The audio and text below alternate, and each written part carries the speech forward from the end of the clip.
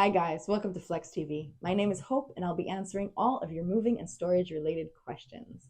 Today I have a question from Stan who wants to know what are the legal requirements for moving firearms?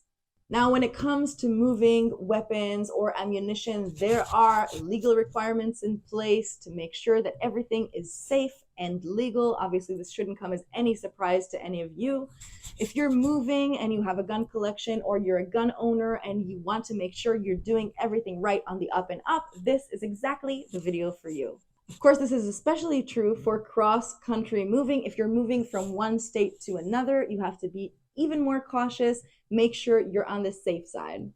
So the first thing you want to do is check the legality, the legal requirements pertaining to moving or transporting guns from one place to another, both in the state of origin and in your destination state, to make sure that you're fine and covered from all ends and that you don't find yourself suddenly breaking rules you didn't know existed in the state that you're moving to.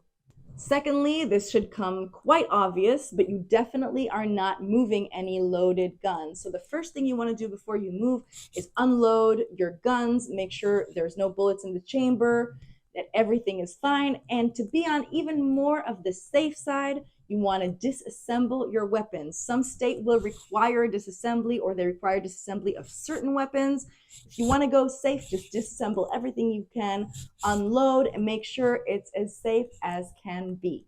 The next thing that's required is to store your weapons and your ammo separately. So you want to have a separate, locked, inaccessible box for each of them. That means if you're moving it in the trunk of your car, it needs to be inaccessible to the driver. If you're moving it in a moving container, obviously we need to check the policy to see that the moving company is okay with you moving weapons in their container, to make sure that everything is on the up and up.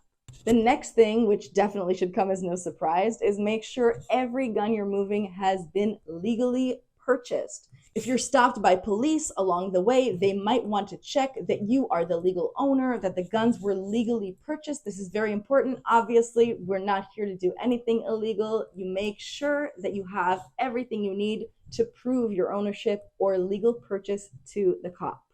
And lastly, and this is something that a lot of people miss or don't really think about, if you're moving very far across the country, you might have some overnight stops. Now, if you're stopping overnight in a different state, you want to check the regulations for guns there as well.